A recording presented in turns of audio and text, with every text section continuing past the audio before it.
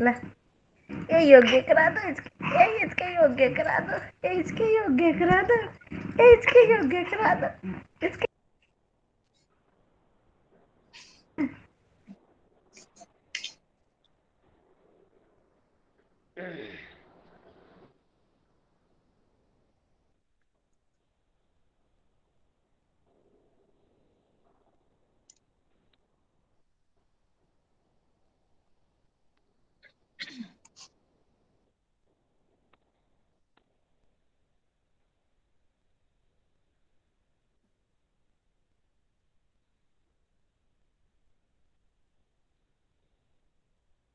बात कर रहे हैं बात शुरू कर दे देखो 12 बजे बात करें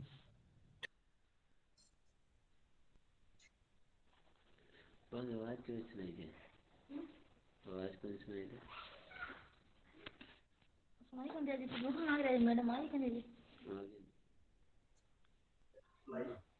आवाज क्यों सारा सब म्यूट कर रखी सब म्यूट कर रखी म्यूट करो ना अपने अपने कैमरा ऑन करो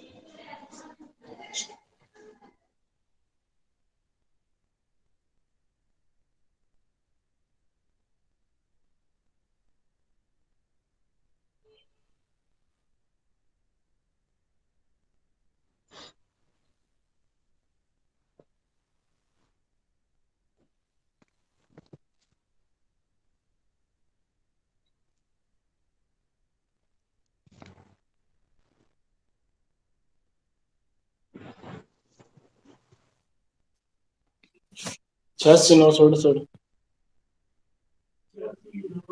86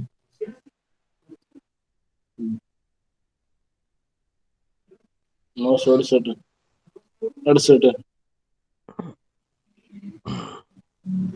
00 444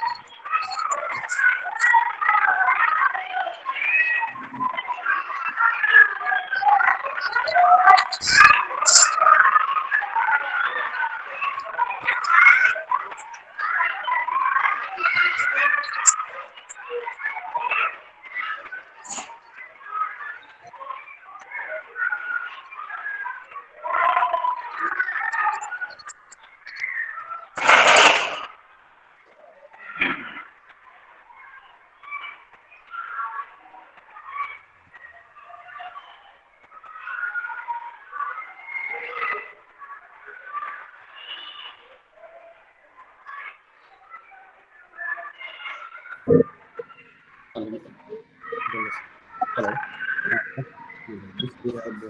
हेलो हेलो हेलो, अरे आवाज आ रही है मेरी क्या?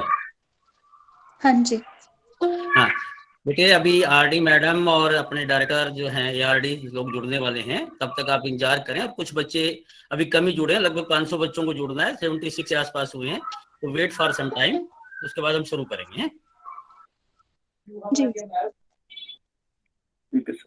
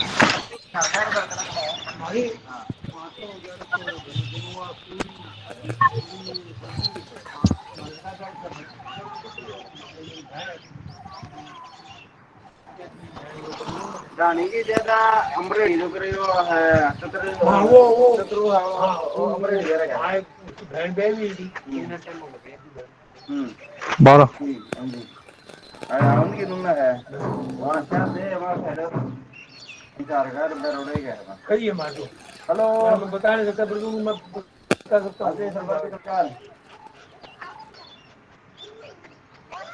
लट नाम जरा मेल को नहीं आ रहा मेल भेज रखी सारा जी और कई दिन का पुराना लेटर है तो गर्म गर्म भी ना मिलना है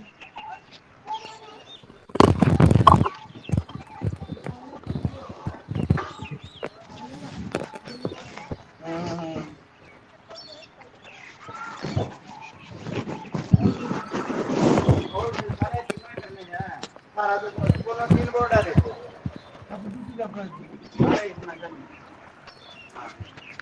अच्छा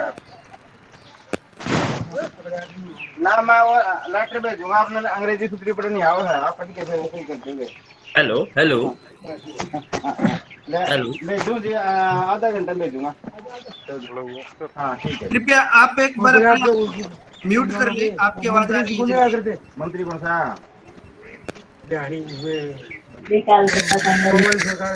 हाँ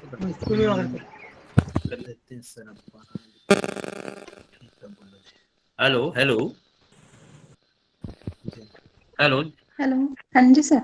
सर नमस्कार जैन साहब नमस्कार। नमस्कार जैन साहब, और कैसे हैं सर, ठीक हो? सर आवाज नहीं सुन पा रहा मैं आवाज आ रही है मेरी आपकी आवाज तो आ रही है सर, अब आ रही है सर? नहीं सर, हेलो हेलो, जैन साहब आवाज आ रही है अब? अन्य विद्यार्थियों को किसी विद्यार्थी को आ रही है? हाँ सर जी आ रही है आवाज आ रही है सर, आ रही है। सर आवाज क्लियर नहीं आ रही है आपकी। क्लियर तो आ जाएगी बेटा, कोई ऐसी बात नहीं है।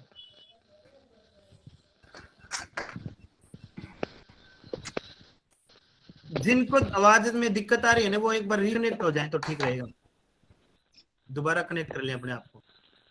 सर प्लीज क्लास एक बार इंट्रोड्यूस कर दीजिए। एक मिनट बेटा जी, एक सेकंड रुकना पड़ेगा कि जैन साहब को मैं जोड़ना चाह रहा था।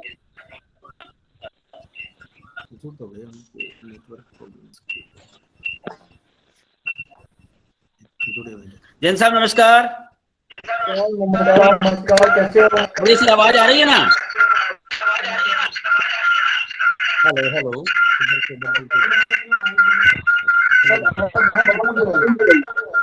आपकी आवाज बहुत थोड़ी सी।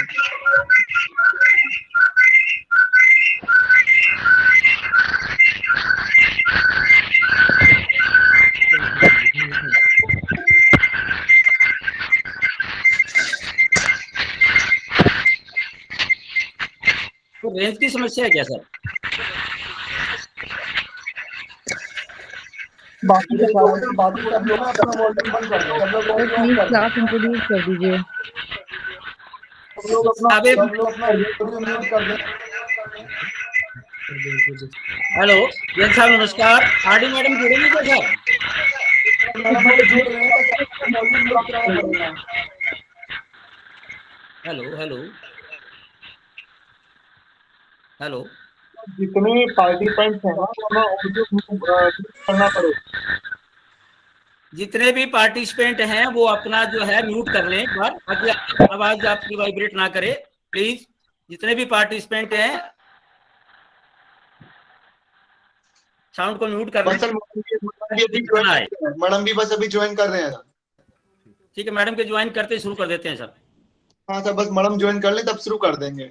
और एक बार जब सब लोग ना इनिशियली अपना कैमरा ऑन कर लेंगे, उसके बाद फिर हम कैमरा सबका ऑफ करा देंगे। जी सर, ध्यान से सुन रहे हैं, अपना म्यूट रखें और कैमरा एक बार ऑन कर लेंगे और उसके बाद कैमरा ऑफ कर लेंगे। अपने आरडी मैडम अभी जुड़ने वाले हैं विद इन 2 और 3 मिनट्स, उसके बाद आपको सारी बातें जो हैं आपसे शेयर करेंगे।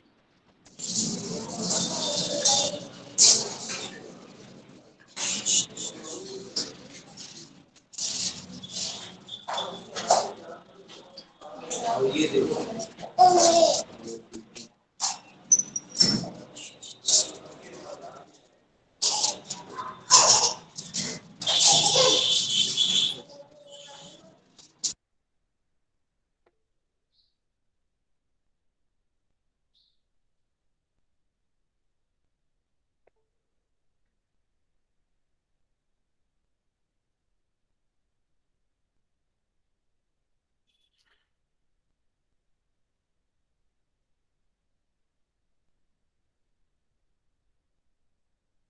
आवाज क्लियर नहीं आ रही है बच्चे?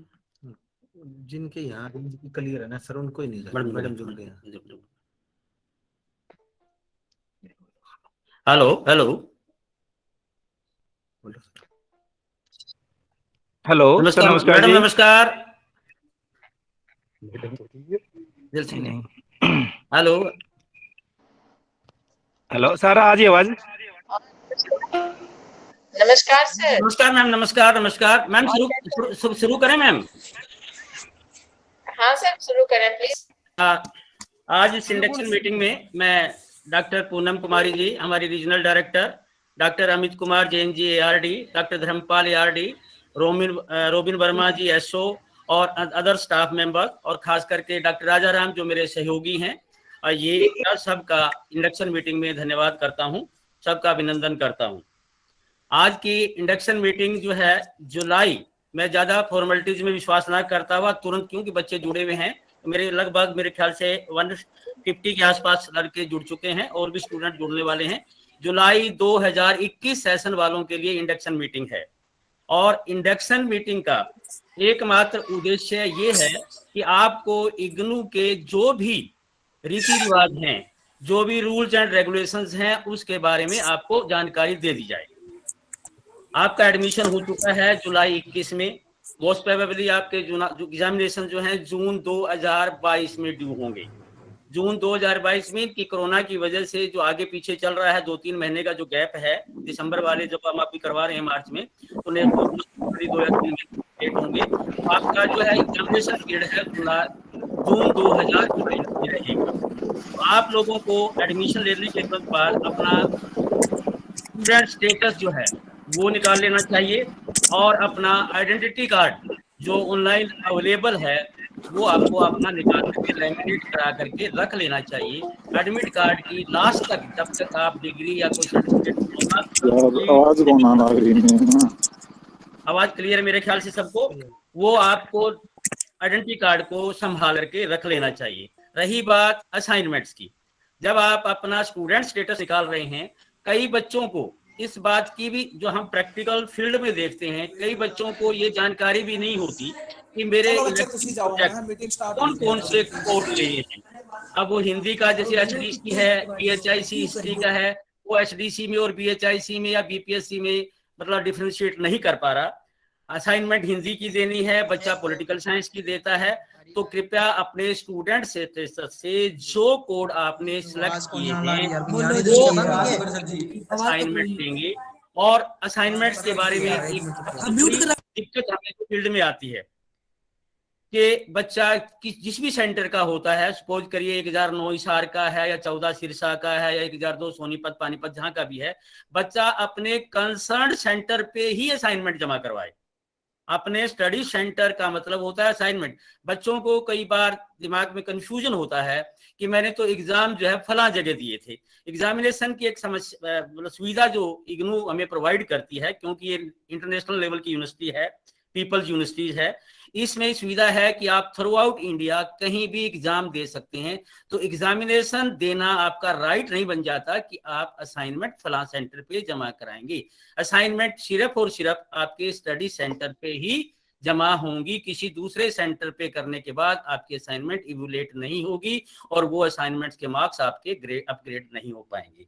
तो कृपया अपने स्टडी सेंटर पे ही करें। और स्टडी सेंटर कहाँ मेंशन है आपका, जब आप स्टूडेंट स्टेटस निकालते हैं तो उस पे आपका स्टडी सेंटर लिखा हुआ होता है, स्टडी सेंटर पे ही उपलब्ध रहे। दूसरी बात, असाइनमेंट को आपको वाईफाई मतलब बिल्कुल ज्यादा, आप देखिए एक ट्रेंड चला हुआ है बच्चों को कि टाइप करवा के भेज दी फोटोग्राफर से या बुक सेलर से या जो आपका फोटो स्टेट वाले हैं उनसे खरीद के भेज दी। नहीं, असाइनमेंट खुद के हाथ की लिखी हो। सबसे पहले आप क्वेश्चन पेपर जो है डाउनलोड करिए, अपना रिलेटेड क्वेश्चन पेपर कोड के हिसाब से असाइनमेंट तैयार करिएगा प्लेन पेपर के ऊपर, और उसका असाइनमेंट को हस्तलिखित हैंड राइटिंग में लिखी हुई अपने पेन से लिखी हुई होनी चाहिए। और असाइनमेंट के साथ क्वेश्चन पेपर और आपका स्टूडेंट स्टेटस का प्रिंट साथ लगा होना चाहिए। और स्टूडेंट स्टेटस के ऊपर जो आपका कोड है वो सारे कोड लिखे होते हैं जितने भी होते हैं। जिस कोड की आप असाइनमेंट करते हैं उसको अनसर्कल कर दें ताकि टीचर को विलेट करते हुए ध्यान रहे कि ये इस सब्जेक्ट की असाइनमेंट है और क्वेश्चन पेपर भी उसी असाइनमेंट का लगा हो जिसकी असाइनमेंट आप सबमिट करवा रहे हैं। और मार्केट से जो खरीद करके जमा कराते हैं उसका कोई फायदा नहीं है, आपके मार्क्स नहीं मिलेंगे और आप उसमें फेल कर दिए जाओगे। दूसरा, असाइनमेंट की इग्नू में असाइनमेंट की पहले भी डायरेक्टरेट लेवल पे भी चर्चा होती रही है, धर्मपाल जी ने भी बताया है, जैन साहब ने बताया है, मैडम ने बताया है। असाइनमेंट की एक इग्नू में अहम भूमिका है। असाइनमेंट का 30% वेटेज है आपकी असाइनमेंट का होता है, और असाइनमेंट्स में अगर आपके मार्क्स अच्छे नहीं आते हैं तो आपका कोई फायदा नहीं है पढ़ने का। अगर आप 3rd डिवीजन से या 40% या 50% से आप ग्रेजुएशन या पीजी करते हो तो मेरे ख्याल से कोई फायदा नहीं है। तो इसलिए असाइनमेंट को सीरियसली ली। दूसरा, असाइनमेंट्स में ज्यादातर जो मेरा अनुभव है टीचिंग का, कि ज्यादा नहीं कह सकता मैं, लेकिन 70-80% जो है, यू कैन से 90% तक का पेपर जो है असाइनमेंट के आसपास ही घूम करके आ जाता है। तो इसलिए हर स्टूडेंट जो है असाइनमेंट को सीरियसली ले। असाइनमेंट इस सेशन की जुलाई 21 के सेशन की असाइनमेंट हम मोस्ट प्रोबेबली अप्रैल के लास्ट वीक से शुरू करेंगे, क्योंकि हमारे 12-15 अप्रैल तक तो पेपर हैं, पेपर के बाद शुरू करेंगे। फिर हमारे कुछ प्रैक्टिकल क्लासेस भी ड्यू पड़ी हैं, जैसे मेरे यहाँ MA साइकोलॉजी है, MA साइकोलॉजी BPC, उनके प्रैक्टिकल्स में भी काफी टाइम लगता है। तो आप मई मोस्ट प्रोबेबली अप्रैल के लास्ट में, अब मई भी आपके पास रहेगा और जून भी रहेगा, आप असाइनमेंट जो है जमा कराएं और असाइनमेंट प्रॉपरली सिस्टेमेटिक जमा कराएं। असाइनमेंट को एक बेकार के रूप में ना लें। असाइनमेंट दिया, फेंक दिया, भेज दिया, उसपे ना स्टेटस लगा हुआ है, ना आपका मोबाइल नंबर लिखा हुआ है, कुछ भी नहीं लिखा हुआ है, तो वो असाइनमेंट जो है आपकी वैलिड नहीं मानी जाएंगी। असाइनमेंट इन्हें ऑनलाइन जमा करवाने हैं, ऑफलाइन जमा करवाने हैं असाइनमेंट? ऑफलाइन होंगी, ऑनलाइन का कोई अभी लिंक नहीं है, क्योंकि कोरोना अब जा चुका है। ये मत सोचिए कि हमेशा ही कोरोना रहेगा, कोरोना जा चुका है भगवान की दया से, इसलिए आप ऑफलाइन करें और ऑफलाइन भेजें। और रही बात सेंटर की, आप हमारे पास काउंसलिंग क्लासेस भी लगती हैं। काउंसलिंग क्लासेस बच्चा सेंटर विजिट करता नहीं है, इसलिए हमें दिक्कत आती है, तो काउंसलिंग क्लासेस भी लगती हैं टाइम टू टाइम, और आपको ग्रुप में इसकी इंटीमेशन दे दी जाएगी। किसी के क्वेश्चन है वो बाद में करने, सबके क्वेश्चन लिए जाएंगे। दूसरा, एक असाइनमेंट जमा कराने के तुरंत बाद लगभग उसके आसपास लिंक खुलता है एग्जामिनेशंस का। जो प्रैक्टिकल्स प्रॉब्लम हमें आती हैं लास्ट ईयर का, पिछले 2-4 सालों से मैं देख रहा हूं, आप कैफे वाले के पास जाते हो अंधे होकर के, पैसा दे देते हो और वो आपका एग्जाम फॉर्म भरता है, वही आपका काउंसलर है, वही आपका कोऑर्डिनेटर है, वही आपका डायरेक्टर है जो 10वीं पास है। वो क्या करता है, मेरे पिछले 5-7 बच्चों के, उसने BA के बच्चे किसी गाँव के थे, उनका पेपर भी अब इस बार भी आया हुआ है हमारे पास एब्स्ट्रैक्ट में, उड़िया जो है उनका मीडियम भर दिया। एक बताइए कि फतेहाबाद का रहने वाला उड़िया भाषा को कैसे जान जाएगा? उसने एग्जामिनेशन में उड़िया का पेपर भर दिया, उड़िया मीडियम भर दिए। उड़िया मीडियम, भाई इंग्लिश की मुश्किल है लोगों को, उड़िया तो कहाँ की बात है।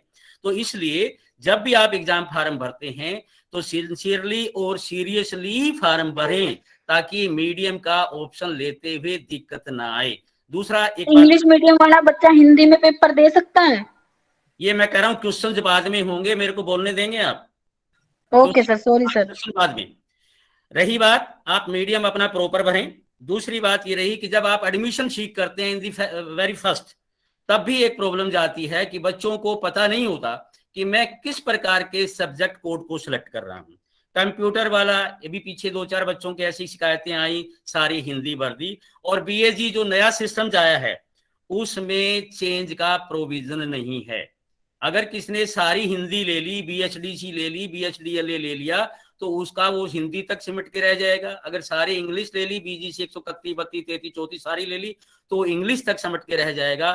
तो कृपया सब्जेक्ट सिलेक्ट करते हुए ध्यान रखें कि बाद में आपको परेशानी का सामना ना करना पड़े। अपना फादर नेम, मदर नेम, जो भी आपकी जो चीजें हैं वो कंप्लीटली भरें, कहीं भी कोई गलत ना भरें। गलत भरने के लिए आपको बाद में चेंज कराना पड़ेगा और वो आपको प्रॉब्लम क्रिएट करेंगी। और दूसरी, अपना मोबाइल नंबर जो है बिल्कुल सटीक और सही दें, जिसको आप यूज करते हैं, ताकि इंफॉर्मेशन आपके पास समय पर पहुंच सके।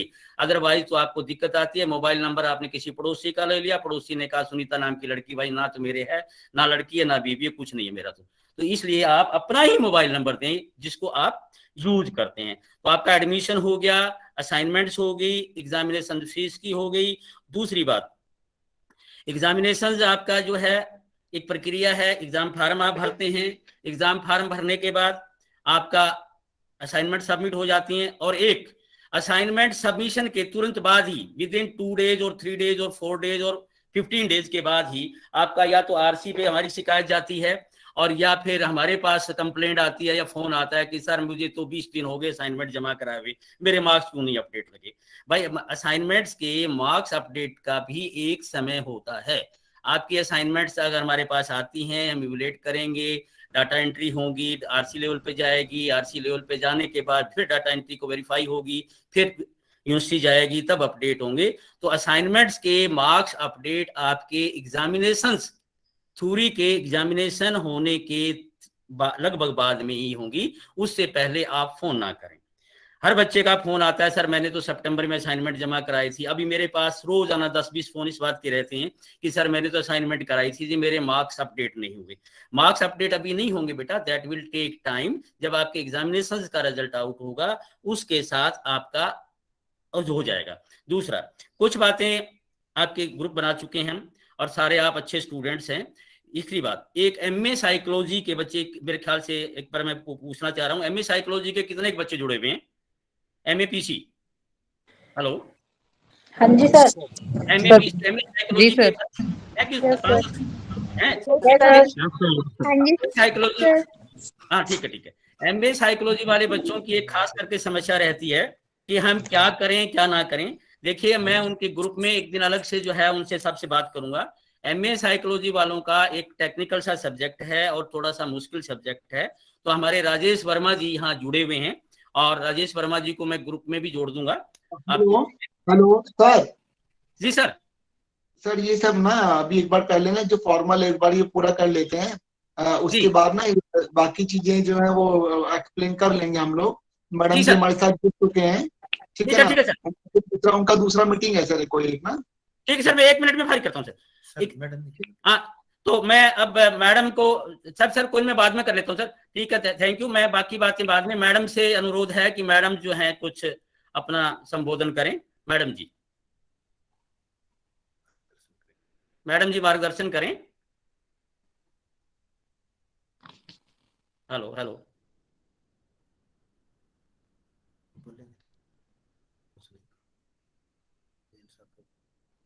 जैन साहब मैडम जुड़ रहे हैं ना?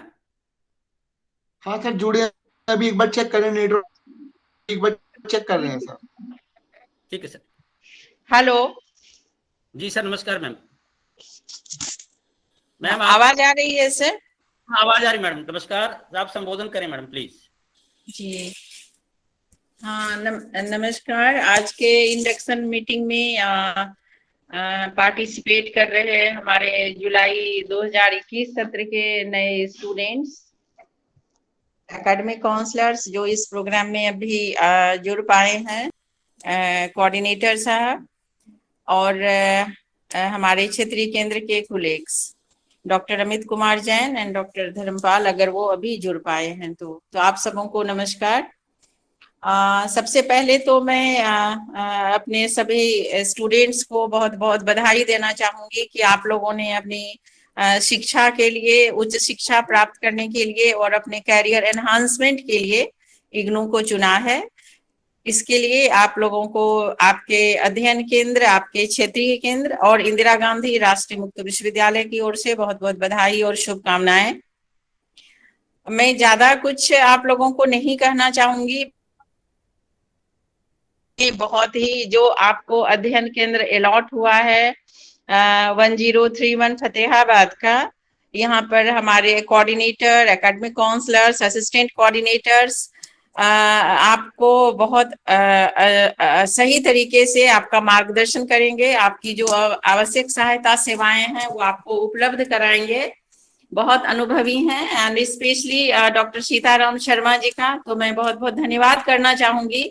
मैं बहुत केयरफुली सुन रही थी, सर ने जिस तरीके से शुरुआत करी तो मुझे लगता है कि पूरा मार्गदर्शन आपको आपकी एकेडमिक प्रोग्राम के बारे में, जो एकेडमिक एक्टिविटीज आपको करनी है, क्या आपकी रिस्पॉन्सिबिलिटीज होंगी, आपके अध्ययन केंद्र की तरफ से आपको क्या सुविधाएं प्रदान की जाएंगी, और बीइंग एन एडल्ट लर्नर आपसे हमारी क्या अपेक्षाएं हैं विश्वविद्यालय को, आपके अध्ययन केंद्र को, आपके क्षेत्रीय केंद्र को।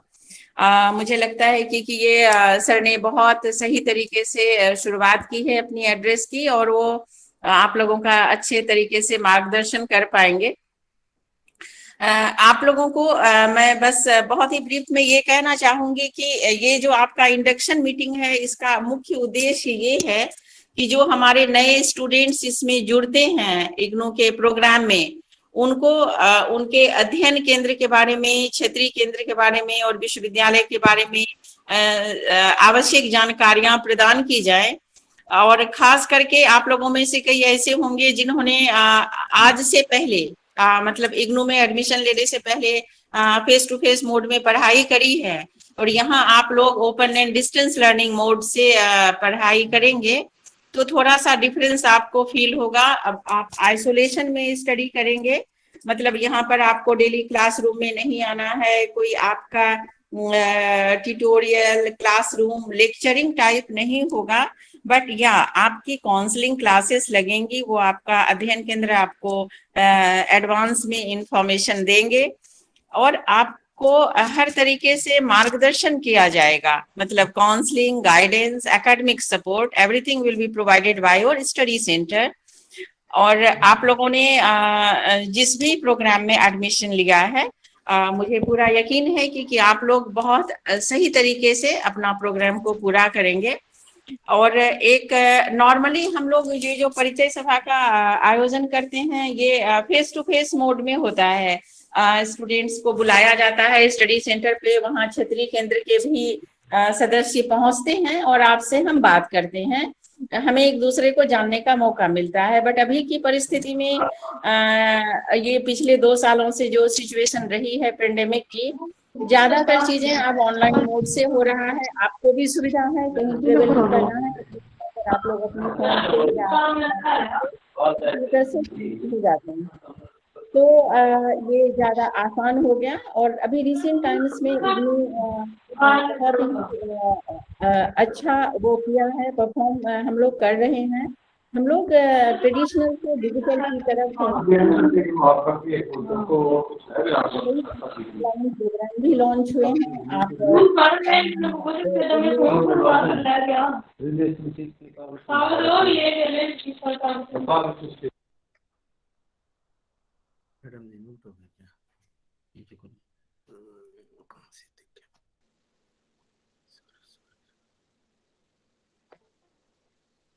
सॉरी, बीच में और बोल रही नहीं।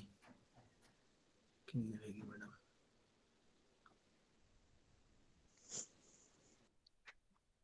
तो मैम का म्यूट प्रेस हो गया। मैम आवाज नहीं आ रही। तो आप लोग और बीच में बातें कर रहे थे और म्यूट मैडम हो गए। बीच में आप ना बोले। मैडम जी प्लीज अपने आप को अनम्यूट करें जी।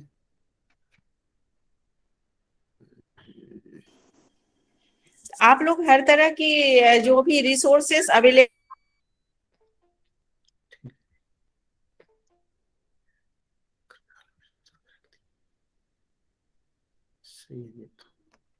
मैडम आवाज तो नहीं आ रही। आवाज ब्रेक हो है, ऑफलाइन मोड में जो भी आपके पास आपको अलावा आपका अध्ययन केंद्र आपको डिफरेंट रिसोर्सेस को यूज करने के लिए अब आपको मार्गदर्शन करेंगे और फेस टू फेस मोड में भी करेंगे। जो भी आपके लिए सुटेबल होगा, जो भी अध्ययन केंद्र के लिए सुटेबल होगा, और खास करके जो काउंसलर्स होंगे जो आपको उस पर्टिकुलर कोर्स के बारे में आपका मार्गदर्शन करेंगे।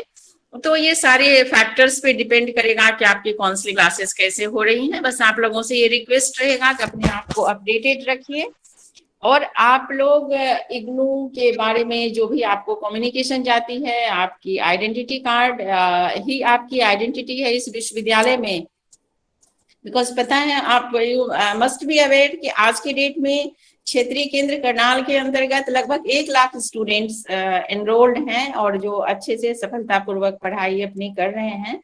तो आप लोगों के जुड़ने से हमें बहुत खुशी होती है कि हम लोग जिस पर्पज से इग्नू का यहाँ पे रीजनल सेंटर विश्वविद्यालय ने बनाया था करनाल में और हरियाणा प्रदेश में, तो कि quality higher education at your doorstep, education for all, तो हम लोग उसमें बहुत हद तक अब सफल होते देख रहे हैं अपने आप को।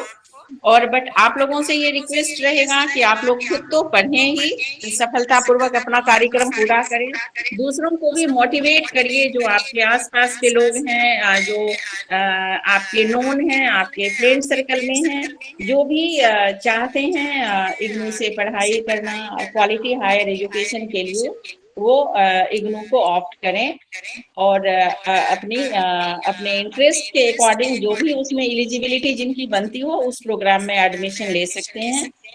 और एक और चीज आपसे शेयर करना चाहेंगे कि इसमें आप लोगों ने देखा ही होगा कि आप लोग भी अलग अलग बैकग्राउंड से होंगे कि कोई इसमें एज बार नहीं है, because we believe on life long learning, जीवन पर्यंत शिक्षा। तो आप किसी भी एज के हैं, कहीं से भी हैं, किसी भी बैकग्राउंड के हैं, बट अगर आपकी एलिजिबिलिटी बनती हो और आपकी इच्छा हो पढ़ने की, तो आप इग्नू के किसी न किसी सुटेबल प्रोग्राम में एडमिशन ले सकते हैं, आप पढ़ाई कर सकते हैं। और आप लोग तो ऑलरेडी एनरोल्ड हैं इग्नू के प्रोग्राम में। तो मेरा बस आप लोगों से ये रहेगा कि आप लोग अपनी पढ़ाई शुरू कर देंगे। स्टडी मटेरियल का वेट ना करते हुए इग्नू के का जो ई ज्ञान कोश है वो वर्ल्ड का सबसे बड़ा रिजर्वायर है स्टडी मटेरियल का। बहुत ही क्वालिटी इग्नू की स्टडी मटेरियल होती है, तो आप उसको यूज करिए ई ज्ञान कोश के थ्रू। कहीं सबके पास फोन होता है, आप अपने फोन के थ्रू भी उसको पढ़ सकते हैं कन्वीनियंटली। और फ्लेक्सिबिलिटी बहुत ज्यादा है, तो एंट्री में है, फिर आपके एक प्रोग्राम कंप्लीशन पीरियड में है, minimum and maximum duration, exam के 2 सत्र हैं, एडमिशन के 2 सत्र हैं। और आपके लिए आपकी सुविधा के अनुसार आप कहीं भी एग्जाम सेंटर में एग्जाम दे सकते हैं, जहां भी आपने आप अपने आप को जहां भी आपने किया है, शिफ्ट किया है, जहां आप हरियाणा में हैं, हो सकता है कि आप कर्नाटका चले जाएं, कोई और स्टेट में चले जाएं, आपने वहां पे पोस्टिंग हो गई, आपकी वहां पर जॉब है या किसी और कारण से मूव करना पड़े, तो आपका आरसी भी चेंज हो जाता है, आपका स्टडी सेंटर चेंज हो जाएगा। आप जहां आपको कन्वीनियंट हो वहां आप पढ़ाई कर सकते हैं। हम लोग इंडिया में अपने देश में हमारा बहुत अच्छा नेटवर्क है और बाहर के देशों में भी है। तो आप लोगों से यही मैं अपनी तरफ से और अपने क्षेत्रीय केंद्र की तरफ से कहना चाहूंगी कि आप लोग बहुत अच्छे तरीके से अपना कार्यक्रम पूरा करें। जो भी आपको मार्गदर्शन, जो भी गाइडेंस, जो भी डायरेक्शन दिया जाता है आपके अध्ययन केंद्र के द्वारा, उसको प्लीज फॉलो करिएगा। क्योंकि और इग्नू के जो भी आपको इंस्ट्रक्शंस मिलेंगे वो बिल्कुल ओवरऑल ऑल ओवर इंडिया सारे स्टूडेंट्स के लिए सेम होता है, और वो इग्नू मुख्यालय से ही सारी गाइडलाइन हर प्रोग्राम के लिए डिसाइड होकर आती है। तो आप लोगों को उसे फॉलो करना है, और मुझे लगता है कि आपका बहुत अच्छे से मार्गदर्शन होगा वहां पर आपके अध्ययन केंद्र में। कहीं कोई इशू है तो आप हमारे रीजनल सेंटर पर मेल लिख सकते हैं, बट अदरवाइज आपका वहाँ ही सारा चीजें रिजॉल्व, सारी इश्यूज हो जाएंगी। और बीइंग एन एडल्ट लर्नर जो आपकी रिस्पॉन्सिबिलिटी होगी, मैं थोड़ा सा आपको ये कहना चाहूंगी कि आप लोग एक तो मोटिवेटेड रहिएगा, क्योंकि जब आप आइसोलेशन में स्टडी करते हैं तो सेल्फ मोटिवेशन एक बहुत इंपॉर्टेंट फैक्टर होता है। तो मोटिवेटेड रहिए, डेली जरूर टाइम से पढ़ाई करिए। एक ही टाइम अपने लिए अलॉट कर लीजिए, कोई भी टाइम के हम 1 घंटे 2 घंटे डेली स्टडी करेंगे और अपना टाइम प्रॉपरली मैनेज करेंगे। और जो भी आपको आपको सारे चीजों का ध्यान रखना पड़ेगा टाइम मैनेजमेंट में। जैसे कि अभी आपने एडमिशन लिया, अभी आपको सीताराम शर्मा जी आपको गाइड करेंगे कि आपको री रजिस्ट्रेशन भी करवाना है, तो वो कब करवाना है टाइम से, उसकी जानकारी आपको कैसे मिलेगी। और आप आरआर कराना बहुत जरूरी है, री रजिस्ट्रेशन, ताकि आपको का लॉस ना हो। आप नेक्स्ट ईयर में आपका रजिस्ट्रेशन हो जाएगा।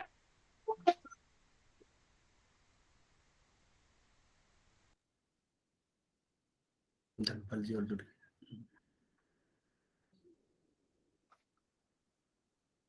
में दिक्कत है सर।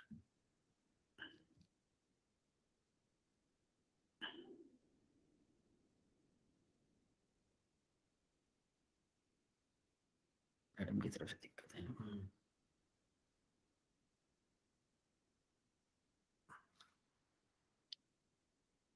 क्लिक कर है, उसके लिए टाइम पीरियड अलॉटेड है, तो you do not have to delay this. जनवरी में 2020 में जो, और मैं रिक्वेस्ट करूंगी अपने कोऑर्डिनेटर साहब से कि आप जो स्टूडेंट्स की कई सारी क्वेरीज मैं देख रही हूँ आ रही है, तो एक जो मेल आईडी है सर और आरसी करनाल का आपके अध्ययन केंद्र का कांटेक्ट नंबर ये शेयर कर दिया जाए इनके साथ कि स्टूडेंट्स के अगर कोई इशू है तो आरसी करनाल पर लिखें, अदरवाइज अननेसेसरी ना लिखें आरसी करनाल पे मेल, और आपके अध्ययन केंद्र से सारी प्रॉब्लम आपकी रिजॉल्व होती रहेगी। तो wish you all the best, good luck to all, thank you very much. Thank you ma'am, thank you ma'am, thank you. नमस्कार।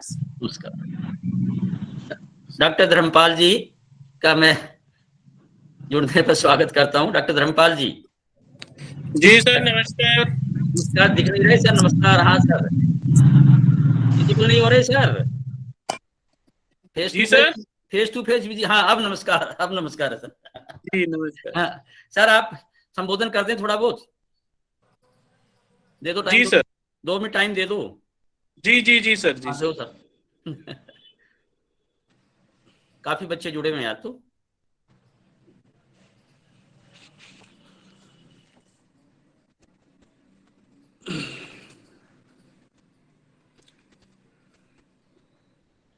सभी को मेरा नमस्कार।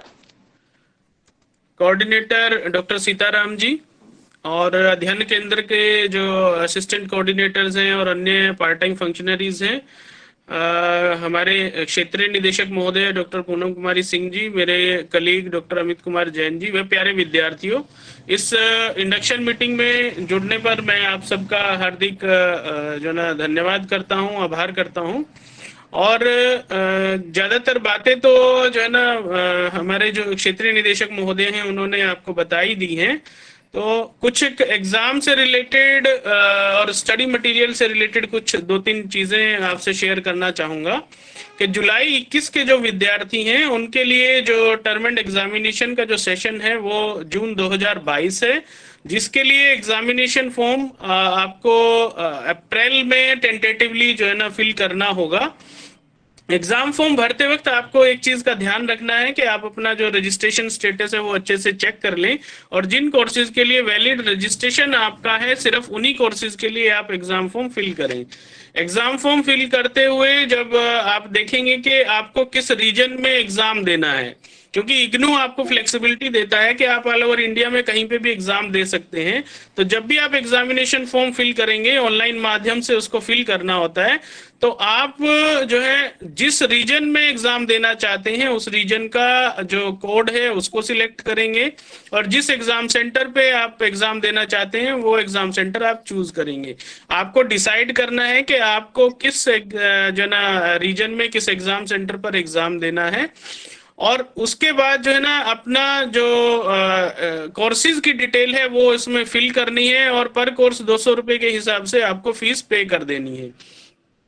ज्यादातर केसेस में देखा है कि विद्यार्थी अपना जो ना एग्जामिनेशन फॉर्म खुद नहीं भरते हैं, वो या तो किसी कैफे हाउस पे जाते हैं या किसी कंप्यूटर सेंटर पे जाते हैं या सीएससी वाले के पास जाते हैं, और ये देखा जाता है कि स्टूडेंट के जो कोर्सेज जिनके लिए वो अपीयर होना चाहता है उन कोर्सेज के लिए सीएससी वाला या कंप्यूटर वाला उनका फॉर्म ही फिल नहीं करता है। जो कोर्सेज ऑलरेडी पास हो जाते हैं उनके लिए उनका फॉर्म फिल कर देता है।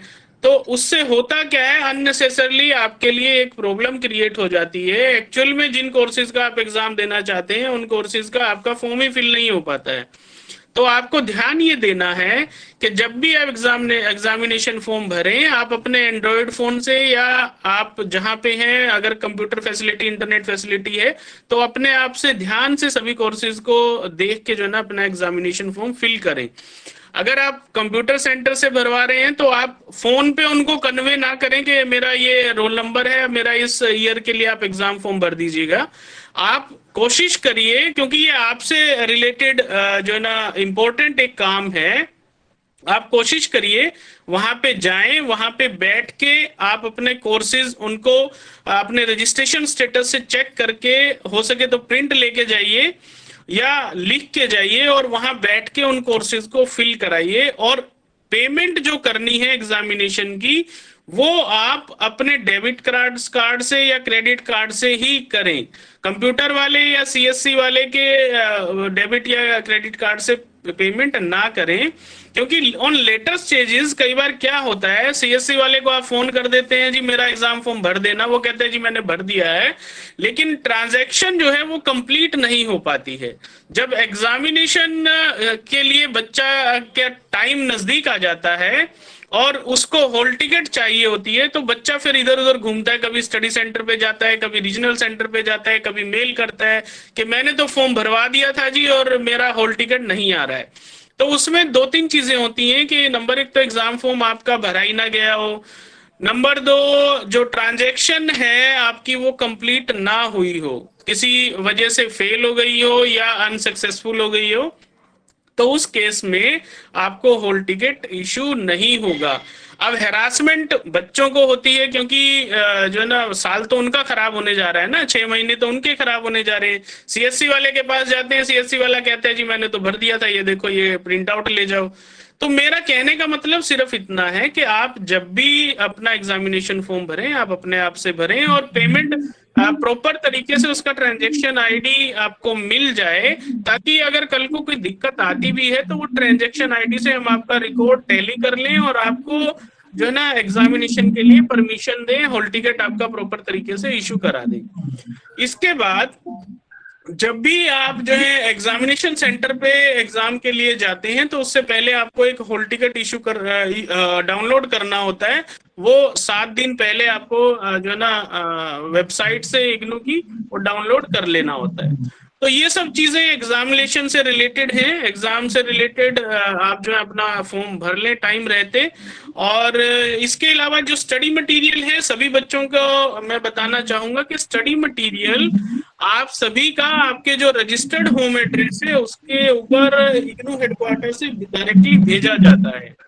आप अपना जो नियर बाई एरिया में जो पोस्ट मास्टर है आप थोड़ा उनके कांटेक्ट में रहें। जब एडमिशन कंफर्मेशन आपके पास आ जाता है, एडमिशन कंफर्मेशन के बाद लगभग 20-25 दिन, महीने तक आपका जो ना बाई पोस्ट स्टडी मटेरियल आ जाता है। तो आप अपने एरिया के पोस्ट मास्टर को बोल के रखें, उनके टच में रहें कि मेरा कोई पैकेट आएगा और आप मुझे वो या तो फोन करके बुला लीजिएगा या जो ना मुझे डिलीवर कर दीजिएगा। क्योंकि कई बार क्या होता है कि गांव वगैरह में, विलेजेस में एड्रेस वगैरह प्रॉपर ना होने की वजह से वो रीडायरेक्ट होके रीजनल सेंटर को आ जाता है या फिर वो हेडक्वार्टर को वापस डिलीवर हो जाता है। तो ये थोड़ा सा आपको ध्यान रखना है। इन केस जब तक आपके पास स्टडी मटेरियल नहीं आता है तो आप हमारे जो ई ज्ञान कोश है वहां पर सॉफ्ट कॉपी सभी स्टडी मटेरियल की अवेलेबल है। जो बच्चा जिस भी कोर्स का है, चाहे वो बीए का है, एमए का है, सर्टिफिकेट का है, डिप्लोमा का है, पीजी डिप्लोमा का है, तो सभी प्रोग्राम्स के लिए जो ना सॉफ्ट कॉपी ई ज्ञान कोश पर स्टडी मटेरियल की अवेलेबल है। आप वहां से डाउनलोड करके अपनी स्टडी अभी स्टार्ट कर सकते हैं। या इसके अलावा जैसे आजकल एंड्रॉयड फोन सभी बच्चों के पास होते हैं, तो आप अपने एंड्रॉयड फोन में प्ले स्टोर में जाके एक इग्नू ई कंटेंट ऐप जो है डाउनलोड कर सकते हैं। और वो डाउनलोड करने के बाद उसमें आप अपना देखेंगे कि जो भी कोर्सेज का, प्रोग्राम का आप स्टडी मटेरियल चाहेंगे वो आपको हैंडी आपके मोबाइल में ही मिल जाएगा। तो ये भी आप एक काम कर सकते हैं स्टडी मटेरियल के रिगार्डिंग। जब स्टडी मटेरियल मिल जाता है तो आपको सेल्फ स्टडी शुरू करनी होती है। आपको जैसे आपके एकेडमिक काउंसलर आपको गाइड करते हैं, आपकी काउंसलिंग करते हैं, उस हिसाब से आपको आपका कोर्स ऑफ स्टडी को जो है ना स्टार्ट करना होता है और टाइम रहते जो है ना उसको पूरा कर लेना होता है। वैसे तो मिनिमम ड्यूरेशन और मैक्सिमम ड्यूरेशन होती है, बट मेरा सभी स्टूडेंट से रिक्वेस्ट है कि अपनी जो प्रोग्राम गाइड, जिस प्रोग्राम में आपने दाखिला लिया है उस प्रोग्राम की प्रोग्राम गाइड को आप जो है ना थोड़ा सा थॉरोली जरूर पढ़ लें। क्योंकि प्रोग्राम गाइड में आपके प्रोग्राम से रिलेटेड सभी तरह की इंफॉर्मेशन अवेलेबल रहती है।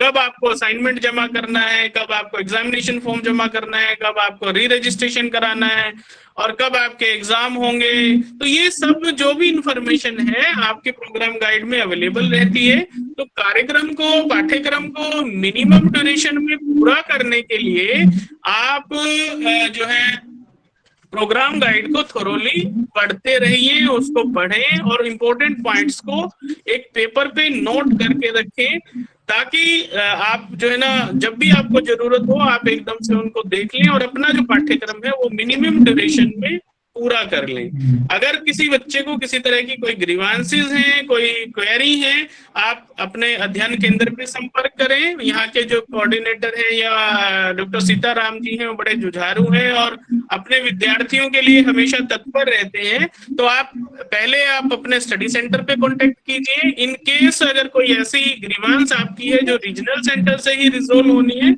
तब आप जो है स्टडी सेंटर के माध्यम से रीजनल सेंटर को कांटेक्ट करें। और हम लोग अपने लेवल पे मिनिमम टाइम में कोशिश करते हैं कि स्टूडेंट्स की जितनी भी ग्रीवेंसेस हैं उनको रिजोल्व करा दें। तो ये इतना ही मैं आप सबसे कहना चाहूंगा। और एक बार फिर डॉक्टर सीताराम जी का, कोऑर्डिनेटर साहब का और सभी विद्यार्थियों का इंडक्शन मीटिंग में जुड़ने के लिए हार्दिक धन्यवाद करता हूँ। नमस्कार। थैंक यू डॉक्टर साहब, थैंक यू डॉक्टर साहब, thank you sir. Doctor Amit Jain ji, doctor Amit Jain ji, doctor साहब, doctor Amit Jain ji sir, thank you, नमस्कार सर। आपकी दो शब्द बोलो सर प्लीज।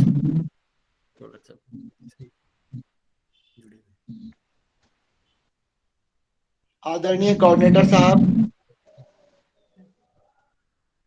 अन्य part time functionaries, academic counsellors, मेरे साथीगण क्षेत्र के करनाल से, वरिष्ठ क्षेत्र निदेशक महोदय मैडम, डॉक्टर धर्मपाल जी, अन्य सभी, आप सभी को मेरा नमस्कार।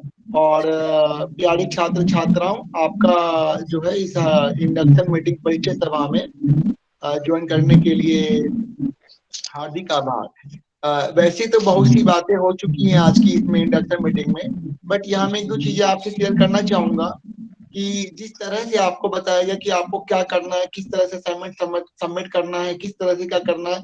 अभी मैं जनरली चैट बॉक्स आप लोगों का देख रहा हूँ। चैट बॉक्स में एक तो जो है लोग, बहुत से स्टूडेंट्स रिपीटेड क्वेरी कर रहे हैं। मैं अकॉर्डिंग टू चैट बॉक्स आपसे एक चीज कहना चाहूंगा कि बहुत से स्टूडेंट्स लिख रहे हैं कि असाइनमेंट किस तरह से लिखना है, क्या लिखना है, डबल सिंगल साइड लिखना है, डबल साइड लिखना है, हैंड रिटन लिखना है। आप सभी को जो असाइनमेंट है हैंड रिटन हाथ का असाइनमेंट लिखना है, ये आप पे डिपेंड करता है। एक तरफ लिखना है, सब लोग एक बार जब म्यूट कर रखें, आप पे डिपेंड करता है कि आपको जो है एक पेज के सिंगल साइड लिखना है, डबल साइड लिखना है। दूसरी बात, इसमें जो मोस्टली चैट बॉक्स में जो मैं देख रहा हूँ कि एमए साइकोलॉजी के जो स्टूडेंट्स हैं उनका ज्यादा से ज्यादा मैसेज आ रहा है।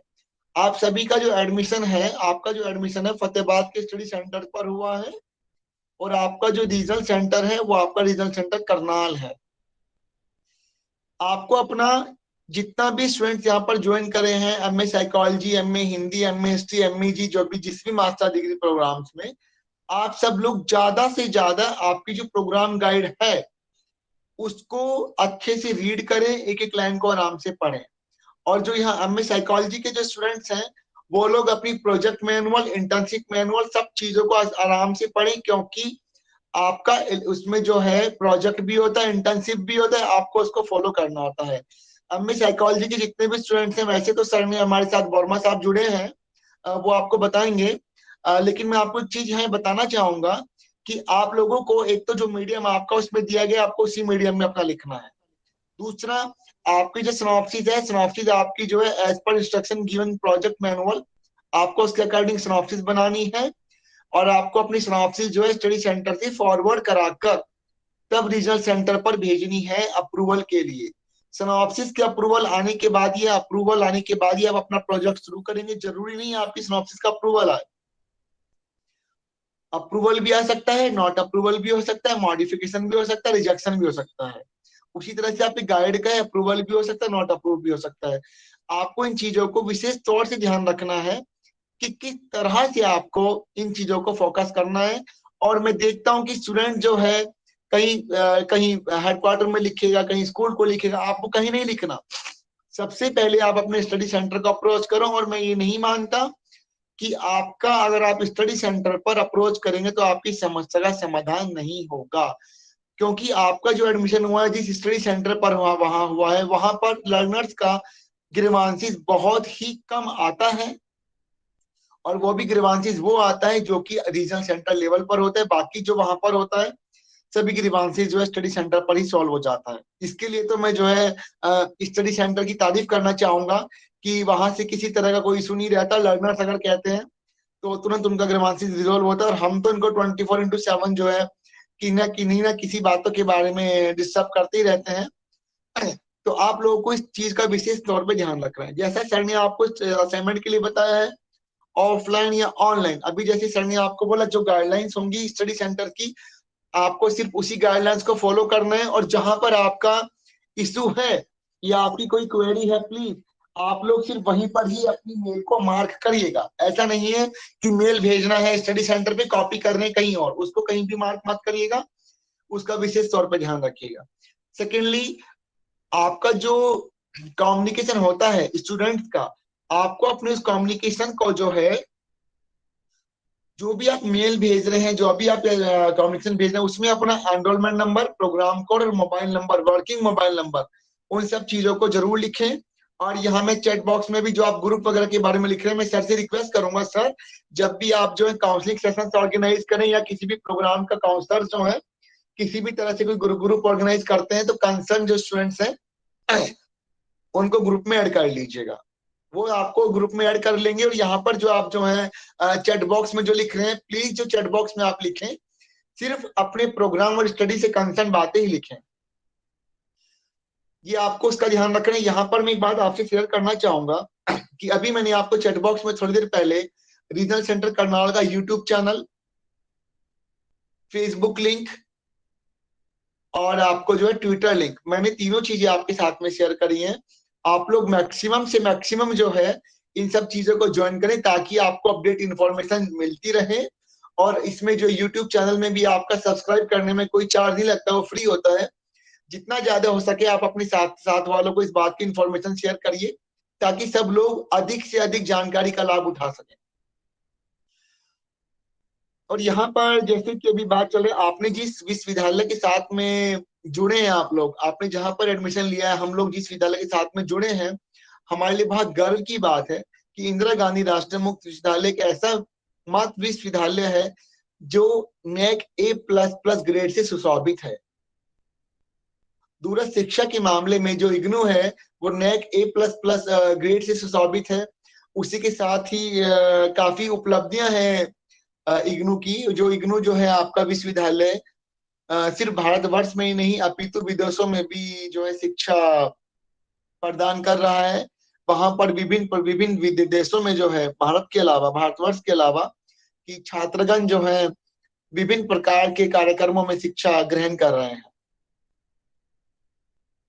और कुछ स्टूडेंट्स ऐसे हैं जो बोलते हैं कि मेरा OTP नहीं आ रहा है, एनरोलमेंट नंबर मेरे को नहीं मिल रहा है, मेरा ID कार्ड डाउनलोड नहीं हो रहा है। आप लोग जो हैं, आपने जब अपना रजिस्ट्रेशन किया होगा, आपकी मेल पर आपके मोबाइल नंबर पर, रजिस्टर्ड मोबाइल नंबर पर आपका यूजर ID और पासवर्ड दोनों चीजें आती हैं।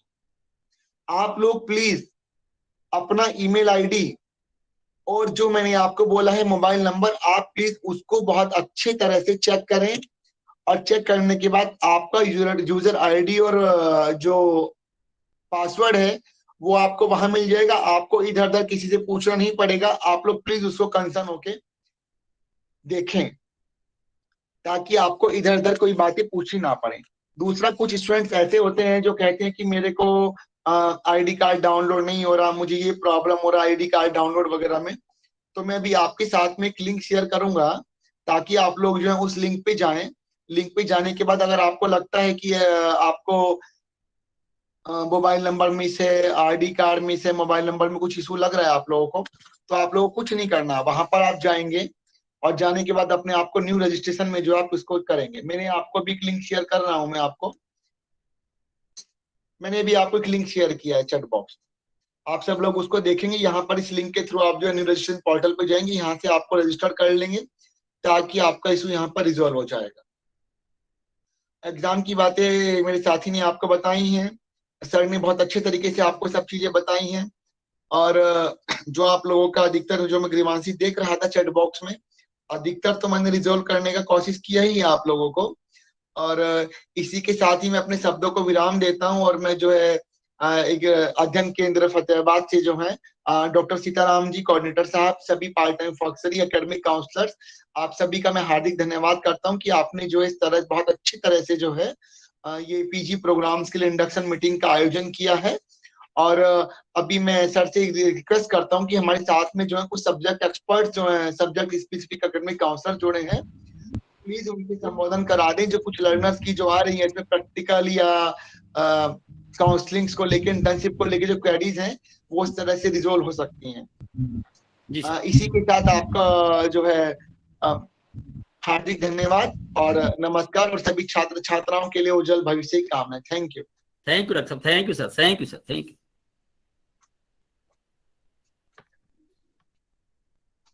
विद्यार्थी, सभी विद्यार्थियों को, खास करके MA साइकोलॉजी के विद्यार्थी जो हैं, MA PC वाले, उनका सिस्टम जो है, हमारे राजेश वर्मा जी भी जुड़े हुए हैं हमारे साथ। तो मैं राजेश वर्मा जी से निवेदन करूंगा कि बच्चों को थोड़ा सा अपना इंटर्नशिप के सिनॉप्सिस के बारे में और प्रैक्टिकल के बारे में जो है थोड़ा सा अपना संबोधन करें ताकि बच्चे लाभान्वित हो सके। डॉक्टर राजेश वर्मा जी। कोऑर्डिनेटर डॉक्टर सीताराम सर और राजाराम सर भी साथ में बैठे दिखाई दे रहे हैं। मेरी आवाज आ रही है? कैन यू हियर मी?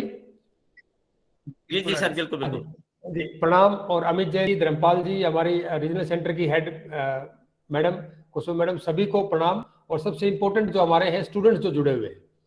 और मैं जब से चैट बॉक्स में देख रहा हूँ कि बहुत सारे बच्चे अपने साइकोलॉजी वाले काफी सारे अपनी प्रॉब्लम्स यहाँ पर पोस्ट कर रहे हैं। एक छोटा सा निवेदन सबसे पहले मेरा ये है इन बच्चों को, बच्चों तो क्या स्टूडेंट्स को, कि आप ना अपनी प्रॉब्लम्स को दो पर्सपेक्टिव में देखें। एक प्रॉब्लम आपकी होती है एडमिनिस्ट्रेटिव, एक होती है एकेडमिक। जहां तक मेरा कंसर्न है, मैं एकेडमिक प्रॉब्लम्स को सोल्व करने में ज्यादा माहिर हूं। माहिर के लिए मैं ऑथराइज हूं। जो एडमिनिस्ट्रेटिव प्रॉब्लम्स हैं वो डॉक्टर सीताराम सर आपके RC या और कोई उसकी आपकी मदद करेंगे। अब एडमिनिस्ट्रेटिव प्रॉब्लम किस प्रकार की है, 2 दिन पहले मेरे पास एक बच्चे का फोन आया कि सर जो मेरा एडमिट कार्ड है उसमें ये लिख के आ रहा है कि फर्स्ट ईयर में हमें प्रमोट कर दिया गया था, मुझे फर्स्ट ईयर के क्या एग्जाम देने हैं। नाउ आप मुझे बताइए, इस क्वेश्चन का आंसर मेरे पास नहीं है ना सीताराम सर के पास है ना। बिल्कुल। तो इग्नो ये मानती है कि जो इग्नो के अंदर स्टूडेंट्स एडमिशन लेते हैं वो सारे मैच्योर होते हैं, तो ऐसे फैसले वो स्वयं करें। फिर भी अगर कोई और डाउट होता है तो आपके लिए मदद के लिए हम सब यहाँ पर हैं। चलिए अब बात आती है साइकोलॉजी की, मैं पॉइंट पर आता हूँ। साइकोलॉजी में ना खास करके 4 चीजें इंपॉर्टेंट है, आपकी प्रैक्टिकल क्लासें, आपके प्रैक्टिकल एग्जाम, 2 चीज होगी। असाइनमेंट तो सब जगह होते हैं। तीसरा इंपॉर्टेंट है आपकी प्रोजेक्ट, और चौथा है इंटर्नशिप। तो इन 4 पर अब थोड़ी सी बात करते हैं। पहली बात करते हैं प्रैक्टिकल क्लासेस की। प्रैक्टिकल क्लासेस आपको एडमिनिस्ट्रेटिव प्रॉब्लम है जो कि आपका स्टडी सेंटर डिसाइड करता है कि कब से कब क्लासेस लगेंगे। उनके सारे बहुत सारे कंस्ट्रेंट्स हैं, बहुत सारी चीजें वो ध्यान में रखते हैं। एकेडमिक काउंसिल अवेलेबल है, कौन कौन सी क्लास को बुलाना है, ये सारी चीजें वो कंडक्ट करते हैं रेगुलरली। और बोडिया खेड़ा स्टडी सेंटर एक ऐसा सेंटर है जिसमें साइकोलॉजी की practical classes, practical exam regularly हो रहे हैं। इट्स अ वंडरफुल, और ये प्योर क्रेडिट जाता है डॉक्टर सीताराम को। कोई सेंटर नहीं चल रहा साइकोलॉजी का यहाँ इतना अच्छा जो यहाँ पर चल रहा है। ठीक है जी। अब हम बात करते हैं, मैं आपके क्वेश्चन सुनूंगा। अशोक नैन जी आप अपने आप को म्यूट कीजिए प्लीज। अशोक नैन जी म्यूट कीजिए प्लीज। हाँ ये, हाँ जी। तो अब बात आती है कि प्रैक्टिकल क्लासेस, उसकी आपको लगभग 15 दिन पहले इंफॉर्मेशन ग्रुप में डाल दी जाती है। 10 दिन पहले, 7 दिन पहले, 850 आपको ग्रुप में डाल दी जाती है। आपको अपनी जितनी निर्धारित क्लासेस हैं वो आपको लगानी कंपल्सरी है, क्योंकि जो स्टूडेंट प्रैक्टिकल लगाएगा वही आपके आ जाते हैं। अब बात है प्रैक्टिकल एग्जाम। प्रैक्टिकल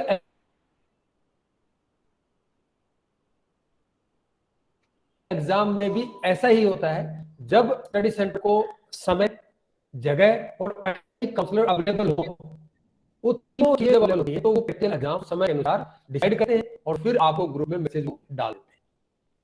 दोनों चीजें क्लियर होगी तो बार बार बिना पूछे कि कब मेरा एग्जाम होगा, कब मेरा क्लास होगी, आप एक ग्रुप में मैसेज आ जाएगा। ग्रुप में आप अपने आप को अपडेट रखें और ग्रुप में फालतू के इधर उधर के मैसेज डालें, जो कि बहुत मैसेज आते रहते हैं। इससे क्या होता है कि जो इन्फॉर्मेशन हमें पढ़नी होती है वो नहीं छोड़ देते और उसके चक्कर में सारी इन्फॉर्मेशन छोड़ देते। तो मेरा सभी से ये अनुरोध है। चलो ये 2 चीजें हो गई। अब मुख्य बात हम साइकोलॉजी के ऊपर आते हैं कि प्रैक्टिकल फाइल हम बच्चों को परेशानी आती कैसे बनाए। देखिए, जो बच्चे स्टूडेंट्स जो पहले कोई प्रैक्टिकल सब्जेक्ट करके आए होते हैं वो आराम से उसको बना सकते हैं। फिर भी मेरे पास मैसेज आते रहते हैं, आप मुझे पर्सनली मैसेज भी कर सकते हो कि हमने कौन कौन से प्रैक्टिकल करवाए हैं। अगर आपने किए हैं तो क्लास लगाइए, तो ही मैं बता पाऊंगा, ताकि हम आपको प्रैक्टिकल्स के लिए बता सके ये प्रैक्टिकल फर्स्ट ईयर में, ये सेकेंड ईयर में हुए हैं। फिर फाइल के लिए आप क्या करें, आपका जो प्रैक्टिकम जो एक बुकलेट आई होती है, अगर आपने बुक्स मंगाई है तो, अगर नहीं मंगाई है तो प्रैक्टिकम आप डाउनलोड कर लें और उसमें क्लियर कट एक फॉर्मेट दिया हुआ है कैसे कैसे प्रैक्टिकल्स में आप क्या क्या लिखेंगे, सब कुछ उसमें एक एक लाइन वाइज लाइन दिया हुआ और हर प्रैक्टिकल सब्जेक्ट का दिया हुआ हो।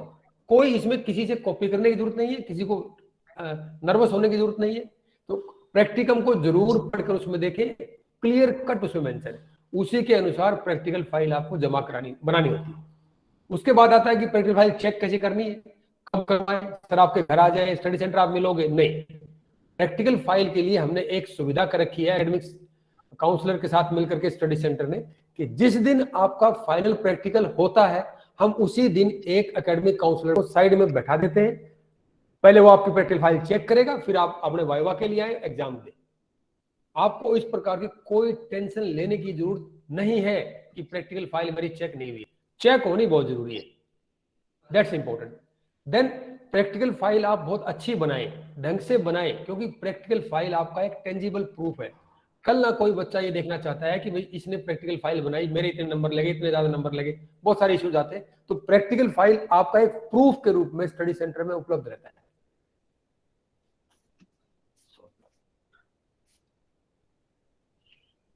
रिमेंबर दिस, प्रैक्टिकल फाइल पर आप ध्यान दें और उसके सीखने पर ध्यान दें। कंप्लीट। अब बात करते हैं हम इंटर्नशिप की। इंटर्नशिप में होती है, काउंसलिंग वालों को काउंसलिंग सेंटर पर और क्लिनिकल वालों को हॉस्पिटल। यानी काउंसलिंग वालों का वही इंटर्नशिप करवाओगे जहां पर काउंसलर अवेलेबल हो, सर्टिफाइड काउंसलर। क्लिनिकल वाले पे आप इंटर्नशिप उसी हॉस्पिटल में करवाओगे जहां पर क्लिनिकल साइकोलॉजिस्ट अवेलेबल हो। प्राइवेट हॉस्पिटल में, गवर्नमेंट हॉस्पिटल में, प्राइवेट संस्था में, एनजीओ में जो इंटर्नशिप करवाते हैं उनके पास जाकर आप अपने अपने डिस्ट्रिक्ट में, अपने अपने शहर में कर सकते हैं।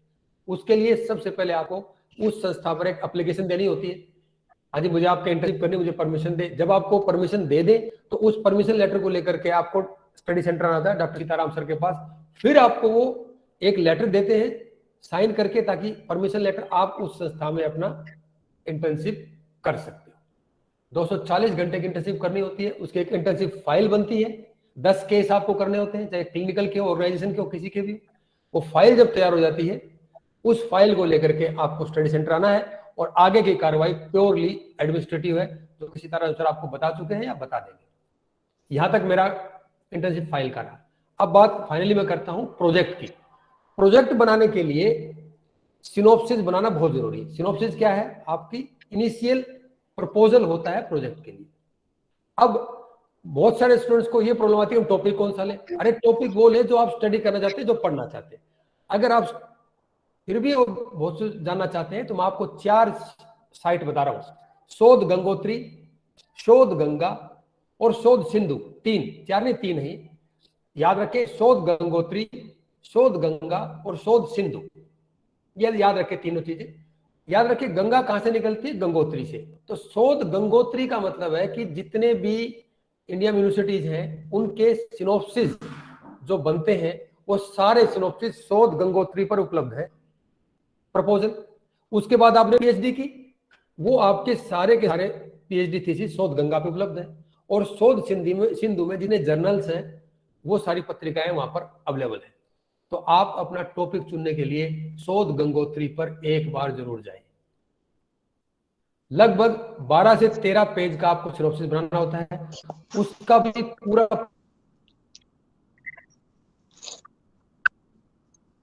प्रोसेस आपके प्रैक्टिकम में दिया हुआ है। एमएपीसी सेकेंड ईयर की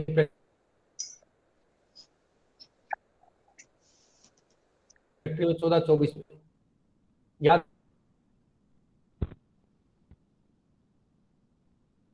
रखें।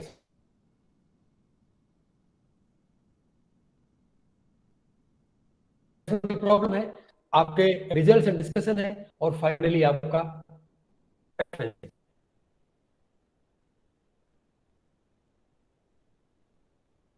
तो सिर्फ तो प्रपोजल है। तो इस तरह से आप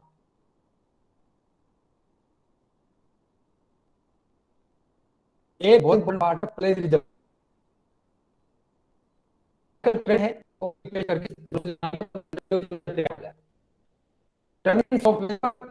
करना जरूरी है, क्योंकि यूजीसी गाइडलाइन कहती है कि 10% से कम अगर आपका प्लेजरिज्म है तभी आपका सिनॉप्सिस ले गया।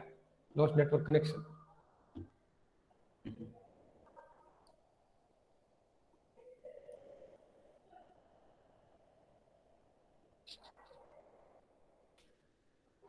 मेरी आवाज आ रही sir? Can you hear me? Sir network issue है, आवाज नहीं। नेटवर्क इशू है सर आपका थोड़ा सा। हाँ अब आ रही सर, बोलिए बोलिए।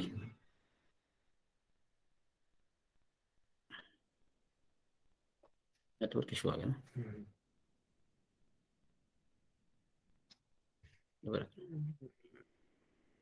वही बोलेंगे तभी होगा सर। अब आप बोल सकते हैं। हेलो सर, मेरी आवाज ये मेरा, चलो ठीक है, ओके। मैंने प्रोजेक्ट के बारे में प्लेजरिज्म की बात मैं कर रहा था। 2 मिनट और लेता हूँ। प्लेजरिज्म 10% से कम होना चाहिए।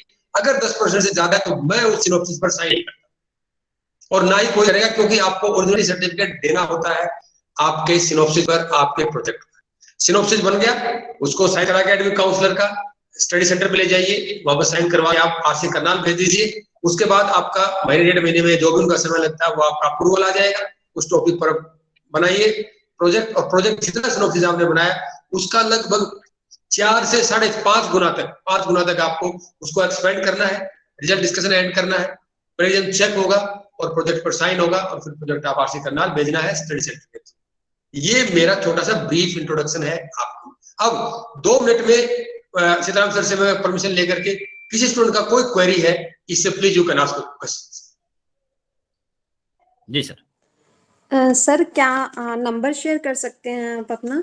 हाँ, अगर मेरा query नंबर होगी तो हम कॉल कर लेंगे। हाँ, डीसीपीओ जिन से कोई है, मेरा नंबर ऑलरेडी शेयर है, सारे ग्रुप में मैं हूँ, फिर भी मैं आपको चैट बॉक्स में डाल देता हूँ।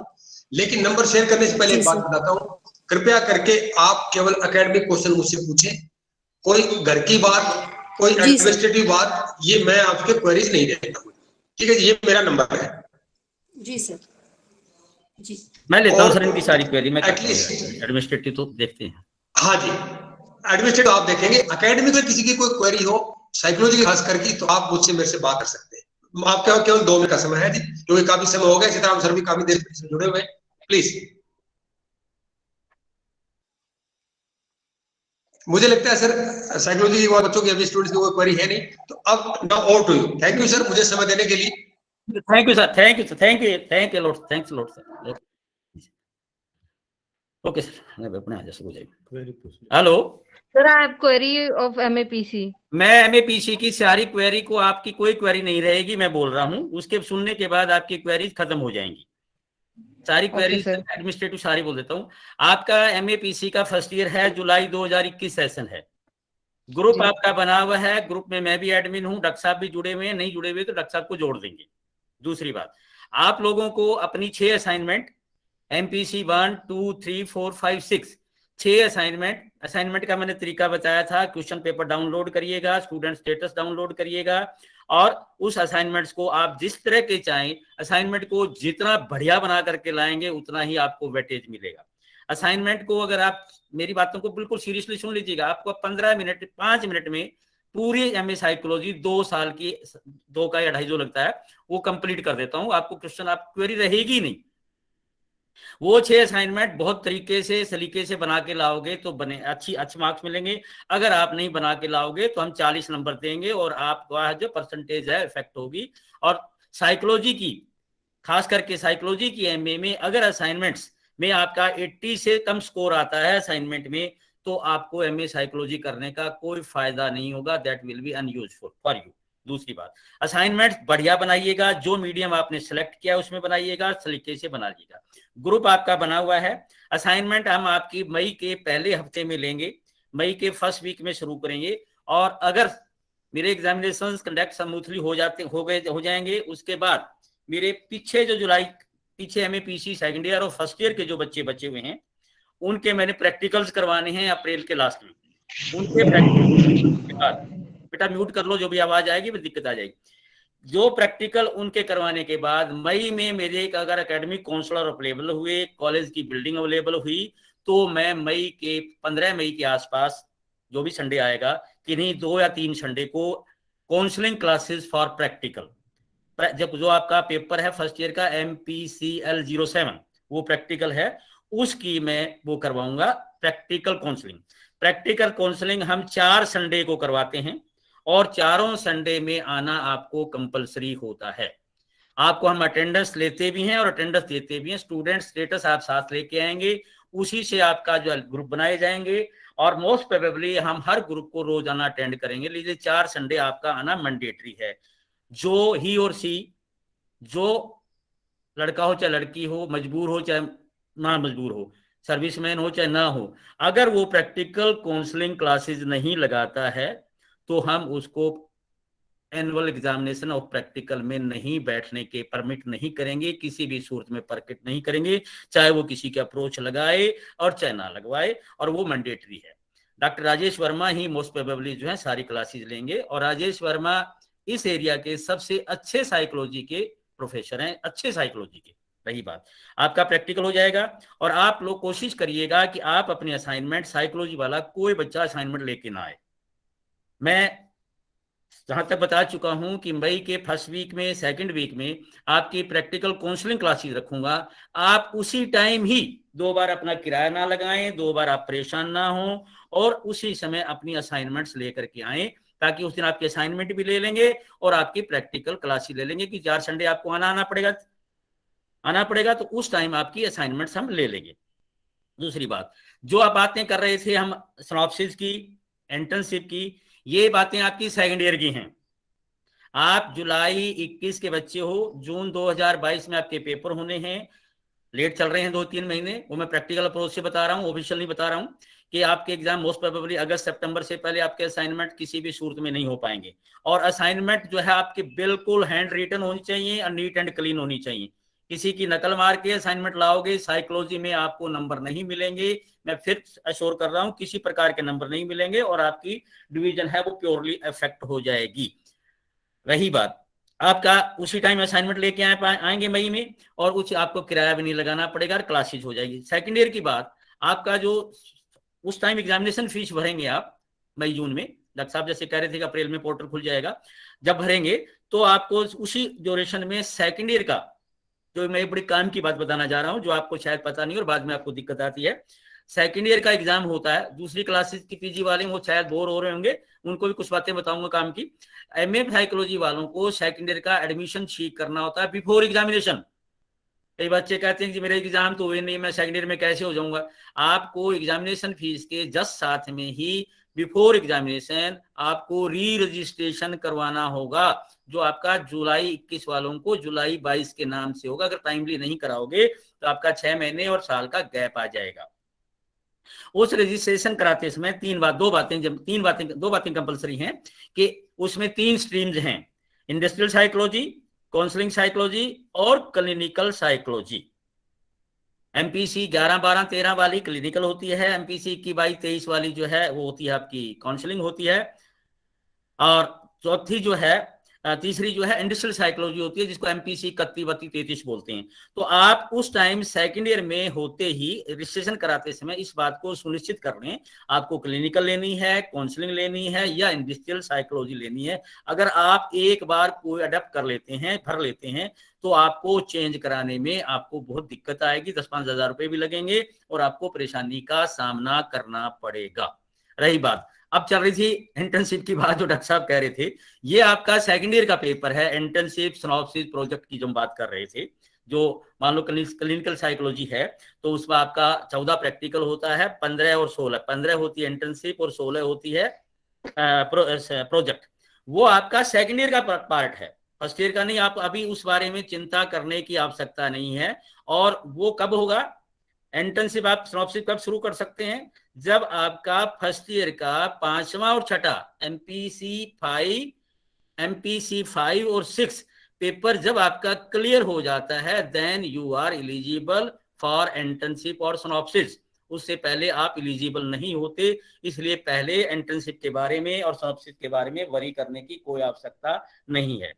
और इंटर्नशिप कब शुरू करेंगे आप, जुलाई 21 वालों का सेकंड ईयर जुलाई 22 होगा, जुलाई 22 होगा तो आपके असाइनमेंट मार्च अप्रैल में आएंगी, मार्च में आएंगी। यानी आप यूं मोटे शब्दों में यूं कह लीजिएगा कि जनवरी 23 के आसपास ही आप सिनॉप्सिस और ये चीजें शुरू करेंगे, क्योंकि आपकी सिनॉप्सिस की, प्रोजेक्ट की, इंटर्नशिप की सबमिशन की डेट जो है, अगर इसी तरह से आप रेगुलर चलते हो तो आपकी हो जाएगी 30 मई 2023 होगी। उससे पहले आप वाइवा के लिए करनाल नहीं भेज सकते। तो यूं कह लीजिएगा मोटे शब्दों में, दिल्ली अभी दूर है। आप फर्स्ट ईयर की सोचिए और फर्स्ट ईयर की तैयारी करिए। एमए साइकोलॉजी वालों को इतना ही फंडा है। अब कोई क्वेश्चन है तो साइकोलॉजी वाला बोले। हाँ बेटा, any question? Sir, my study center is 1031 Karnal. Where do I have to submit my assignment? 1031 लो, एक मिनट एक और बात कर देता हूँ। 1031 करनाल नहीं है, 1031 देखिए, स्टडी सेंटर रीजनल सेंटर 10 है, 10 का मतलब है Karnal. Karnal is not a study centre, Karnal is a regional centre. और 1031 भोडिया खेड़ा है, उसी का मैं इंचार्ज बोल रहा हूँ, भोडिया खेड़ा से ही बोल रहा हूँ। और एक और सुन लिए, जब आप लोगों को आना होता है तो आप भोडिया खोड़ा फतेहाबाद आए। फर्स्ट ऑफ ऑल फतेहाबाद पहुंचे और किसी भोडिया खेड़ा में नहीं पहुंचे। अक्सर बच्चों का रूट है वो गलत होता है। भोडिया खेड़ा एक टोहाना में भी है, नरवाना में। पिछले हफ्ते एक बच्ची गुड़गांव से आ रही थी, क्या नाम थी, मनप्रीत नाम की लड़की को साइन करवाने थे उसको, और वो बेचारे सवेरे के चले हुए नरवाना पहुंचे हुए थे। और 6 घंटे मतलब 2 घंटे 4 घंटे 3 घंटे का सफर 9 घंटे में उनका हुआ। तो कृपया आप जब भी 1031 पर आए तो आप भोडिया खेड़ा भूल जाइएगा, पहले फतेहाबाद सोचिएगा कि हमें फतेहाबाद जाना है। फतेहाबाद से मात्र जो है 2 किलोमीटर पे भोडिया खेड़ा है। अब बोलो बेटा, आगे बोलो। हेलो रांगी बच्ची। हेलो सर, तो प्रैक्टिकल भी आप to come Bhodia Kheda like for 4 time हाँ एवरी संडे। क्या क्या दोबारा बोलना बेटा, फॉर प्रैक्टिकल काउंसलिंग क्लास। बेटा वो बाद की बात है, आप एक शेड्यूल बनाएंगे कि किस किस तारीख को आपको बुलाएंगे। मतलब आपको 4 विजिट तो आपको करनी पड़ेगी फॉर प्रैक्टिकल, क्योंकि असाइनमेंट मैंने बोला तो है कि आप मई में ही ले आएं। मई से पहले हम असाइनमेंट स्टार्ट नहीं करेंगे। और साइकोलॉजी वाले डबल किराया ना लाएं, क्योंकि मई में मोस्ट प्रोबेबली मैं आपका फर्स्ट वीक या सेकंड वीक में प्रैक्टिकल का सेशन रख लूंगा काउंसलिंग का, डॉक्टर साहब से बात करके। और अगर मेरे पास बिल्डिंग खाली हुई तो आपके दोनों पर्पज हल हो जाएंगे कि आपको एक चक्कर तो कम काटना पड़ेगा, इसलिए आपको बचत हो जाएगी। और बताइए सर, मीडियम जैसे इंग्लिश किसी में भी दे सकते रखा है। टाइम एडमिशन वो रहेगा इंग्लिश मीडियम, आपने करा तो इंग्लिश ही रहेगा। सर ये स्टडी सेंटर चेंज हो सकता मीडियम है? इंग्लिश है तो हिंदी में भी दे सकते हैं, ओनली इंग्लिश में ही। एक बच्चा बोलो बेटा। सर स्टडी सेंटर चेंज हो सकता है? सर स्टडी सेंटर बिल्कुल चेंज हो सकता है, आपको रीजनल सेंटर चेंज करवाना पड़ेगा। स्टडी सेंटर या तो सिरसा में होगा, सिरसा फतेहाबाद से 40 किलोमीटर आगे है, अगर है तो दूसरा। सर दिल्ली के नजदीक हो, हमें तो लगा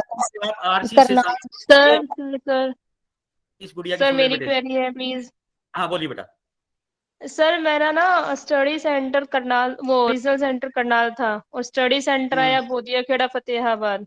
मैंने दिल्ली जाके उसको चेंज करा लिया। मेरे पास दिल्ली से मेल तो आ गया एनओसी का, लेकिन सर उसके बाद मेरे पास करनाल की साइड से अब तक कोई मेल नहीं आया। तो एनओसी का मेल नहीं आया करता बेटे। मैं बात मेरी बात सुनो। आप साइट पे जाकर मेरी सुन ले पहले बात को। कई चीजें प्रैक्टिकल होती हैं, थ्योरेटिकल नहीं होती। आप साइट पे जाके अपना स्टूडेंट स्टेटस डाउनलोड करो। Okay sir. और स्टूडेंट स्टेटस में अगर चेंज है तो that's are change, no mail no fail, everything is fail there, बस खत्म। अगर स्टडी सेंटर तो सर फिर हमें जो असाइनमेंट है वो उनका जो मुझे कॉलेज प्रोवाइड करेंगे। सुन बेटे सुन, अगर आपका स्टडी सेंटर चेंज हो गया, मान लो स्टूडेंट स्टेटस में आपका स्टडी सेंटर चेंज शो हो रहा है, तो आपको असाइनमेंट जहां स्टडी सेंटर चेंज होगा वहां सबमिट करवानी पड़ेगी, नहीं पर पुरानी पड़ेगी। सर एक बार मेरी भी बता दो। रीजनल सेंटर करनाल है सर मेरा, और फिर वो भोडिया खेड़ा वो आया उसका स्टडी सेंटर। तो फिर मेरा दिल्ली के हरियाणा में रहना है तो यही रहना है। अगर दिल्ली जाना है तो आप करनाल मेल करिएगा। तो सर फिर क्या करना पड़ेगा मुझे?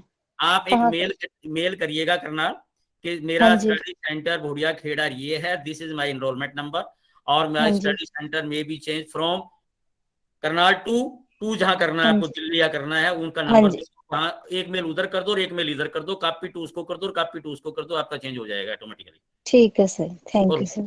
और बोलो।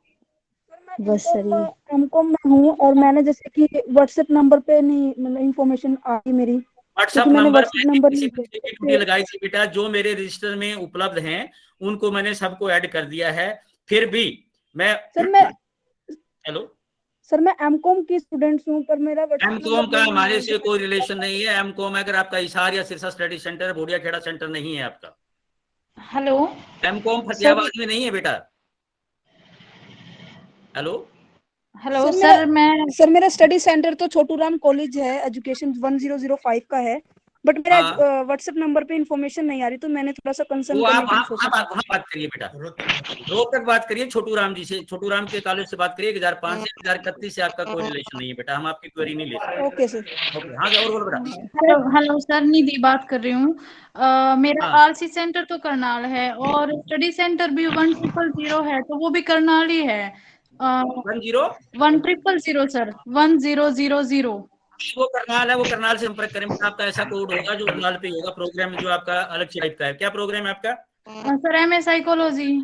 एमए साइकोलॉजी में करनाल नहीं हो सकता। 1031 आप ध्यान से पढ़ो। आप पढ़ना नहीं आया बेटा, आप अपने स्टूडेंट बारीकी से पढ़िएगा। 1031।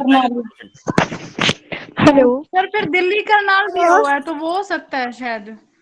नहीं नहीं भी आप अपने आपके सेंटर पे लिखा हुआ करनाल में स्टडी सेंटर नहीं है, हेलो। करनाल रीजनल सेंटर है। एक बच्चा बोलो बेटा। हाँ, आई कार्ड में तो करनाल लिखा हुआ है 1000। 1000। फिर आप करनाल संपर्क करें बेटा, करनाल होगा तो करनाल वाले बताएंगे, हमारे पास इसका कुछ। वहाँ ये कह रहे हैं कि क्लास फतेहाबाद लगेगी, वहाँ जाने के बाद पता किया वो बोले क्लास यहीं लगेगी, तो इतने स्टडी सेंटर यही अगर रहेगा मेरा फतेहाबाद। बटा 1031 है तो मेरे पास क्लास लगेगी। ये आपका स्टडी सेंटर मिसप्रिंट है। 1000 अगर है तो करनाल है। करनाल में साइकोलॉजी नहीं है, साइकोलॉजी करनाल के अंडर हम हैं, हमारे पास है। तो अगर या तो आपका सेंटर को सेट करवा लीजिएगा या फिर मेरे पास आपका कोई इलाज नहीं हो पाएगा, क्योंकि आपका स्टडी सेंटर, मेरे पास इलाज सब है जब 1031 है। Excuse me, sir. हाँ, This is Anupriya. Sir, what about MA History? MA history के आपका ग्रुप में जुड़े हैं आप? जी सर। ग्रुप में डॉक्टर कृष्ण हैं, वो आपकी सारी क्वेरी ले लेंगे। आप उस पर डाल दो, डॉक्टर कृष्ण है, उसी में ग्रुप एडमिन है, उनसे आप संपर्क कर लें। वो क्लासेस भी लगाते हैं, बहुत अच्छे टीचर हैं, अपने आप आपका सारा काम कर देंगे, मेरे से पूछने की आवश्यकता नहीं पड़ेगी आपको। Hello sir. हेलो सर, मेरा स्टडी सेंटर 1000 है sir. 1000 sir, MA psychology sir. MA psychology 1000 नहीं हो सकता बेटा। सर है सर, ये हमारे मेल के अंदर आया सर, जो कंफर्मेशन मेल आती है ना। हमने सेलेक्ट कर लिया। बेटा फिर ये करनाल पूछना पड़ेगा, करनाल वाले बताएंगे। मैं तो सिर्फ 1031 की क्वेरी ले सकता हूँ, मेरे पास 1031 की क्वेरी लूंगा बेटा, और कोई क्वेरी नहीं ले सकता मैं। हेलो सर, ये 1031 जो है ये बोड़िया खेड़ा कहाँ पे है सर? आपने फतेहाबाद का नाम सुना है? जी सर। फतेहाबाद ही है। फतेहाबाद से मात्र 2 किलोमीटर, नाम भोड़िया खेड़ा है, भोरिया नहीं है। आप फतेहाबाद पहुंचे और बस स्टैंड के पास 10 रुपए ऑटो वाला लेता है और आपको गर्ल्स कॉलेज पहुंचा देता है भोड़िया में। फतेहाबाद में लड़कियों का वुमेन कॉलेज पूछ लो, वो एकमात्र कॉलेज है और कोई कॉलेज नहीं। फतेहाबाद। Hello sir, hello. यहाँ पे क्लासेस अभी लग रही है क्या सर? चीज की साइकोलॉजी। आप कहाँ सोए हुए थे? मैंने बताया कि मई से पहले साइकोलॉजी किसी की क्वेरी लेंगे नहीं बेटा, कह चुका हूँ आप लोगों को। रिपीट ना करो बेटा, ये बातें कह चुका हूँ आप लोगों को। हेलो। MA hello sir. मई से पहले किसी का आपका साइकोलॉजी वालों की मई में क्लासेस लगाएंगे, कह चुका हूँ पहले भैया। कोई नई बात पूछो भाई। नई बात सर, ऐसा क्वेश्चन है तो। हाँ सर, एग्जाम कहाँ होंगे सर? यार, ये डायरेक्टर महोदय ने बता दिया, जहाँ फार्म भरोगे वहीं एग्जाम होंगे। आप देना चाहोगे? पूरे हिंदुस्तान में दे सकते हो, मैडम ने बताया है। Hello sir. सर आप कहाँ थे? सर मैंने एग्जाम फॉर्म भरा था, पर मेरा सेंटर शिवानी आया हुआ है। एग्जामिनेशन सेंटर की क्वेरी करनाल से लेंगे आप, एग्जामिनेशन सेंटर चेंज करवाना, वहां बात करें। वो आपसे गलती हुई चेंज हो जाएगा सर? है? चेंज हो जाएगा क्या एग्जाम सेंटर सर? अभी एग्जाम होने नहीं कह सकता बेटा, ये आप करनाल संपर्क करेंगे एग्जामिनेशन के चेंज होने नहीं। ठीक है सर। MA साइकोलॉजी के एग्जाम हिंदी मीडियम में दे सकते हैं क्या? नहीं बेटा, जो मीडियम आपने भरा उसी में दोगे। Okay okay sir. हाँ सर, बोलिए। Hello hello sir. Hello hello hello sir. बोलो सर बेटा। सर, मैं अभी ऐड हुई हूँ, तो ये हिस्ट्री के असाइनमेंट कब सबमिट होंगे? हिस्ट्री के आप ग्रुप में हो ना? मई में बेटा। मई में लास्ट तक मई में होंगे आप। हाँ मई में अपने ग्रुप में बात कर लो, मई में ऐड हो जाओ, ठीक है सर। Excuse me sir. हाँ हेलो बोलो बेटा। Hello sir. हेलो अरे बोलो सही। सर, MA पोल साइंस के असाइनमेंट कब सबमिट होंगे? सभी के मई के फर्स्ट वीक में होंगे बेटा। बोल चुके हैं, सारे बोल चुके हैं बेटा, कितनी बार बोल चुके हैं। रिपीट बोड़िया में MA पोल साइंस की क्लासेस लगती है क्या? मई के स्टार्ट में करेंगे बेटा, मई के फर्स्ट वीक में स्टार्ट करेंगे। जो भी होगा आपके ग्रुप में जुड़े हुए, ग्रुप में बात कर ले आप। सर ग्रुप में नहीं जुड़ा गया मुझे। जोड़ देंगे बेटा, लिख देना। सर, ईमेल आईडी मेरा चेंज हो गया, तो कोई इन्फॉर्मेशन नहीं आ रही है। प्लीज सर, क्या करूं मैं? ईमेल आई चेंज करवा लो करनाल लिख दो। करनाल से पड़ेगा? बिल्कुल जाना पड़ेगा, या जाना पड़ेगा, लिखना पड़ेगा कि मेरी ईमेल आईडी चेंज करो। Okay sir, thank you sir. Okay जी, ओके ठीक है, ओके एंड ओवर। सर जी सर, टेक्निकल एरर के लिए किसको कांटेक्ट करें? सर मैं लॉगिन नहीं कर पा रहा हूँ कुछ भी डाउनलोड करने के लिए, जैसे स्टूडेंट स्टेटस वगैरह। टेक्निकल एरर किस चीज का लॉगिन नहीं कर पा रहे? सर जैसे पहले जो लॉगिन आईडी वगैरह मिला हुआ था वो एक्सेप्ट नहीं कर रहा है सर, वो कंट्रोल नंबर मांग रहा है चेंज करने के लिए। हमारे ग्रुप में क्या? नहीं सर, आरसी करनाल से। नहीं सर, साइट पे जो आपका आता है ना स्टार्टिंग में, जैसे एडमिशन के टाइम पे आता है, ये फिर करनाल संपर्क करना पड़ेगा, आरसी करनाल पे संपर्क करो बेटा, वो कर पाएंगे technical error. Okay sir. Okay sir MA history की क्लास लगेंगी क्या?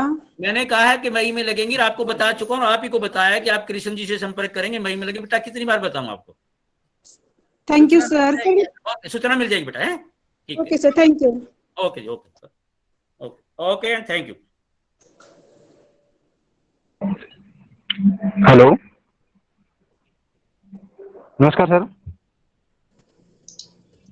हाँ संदीप बोलो भाई, बोल, मुझे जल्दी बताओ, मीटिंग बंद होने वाली है। सर जी मेरे आई कार्ड के अंदर ना फादर नेम की जगह मेरी मम्मी का नाम है सर, वो चेंज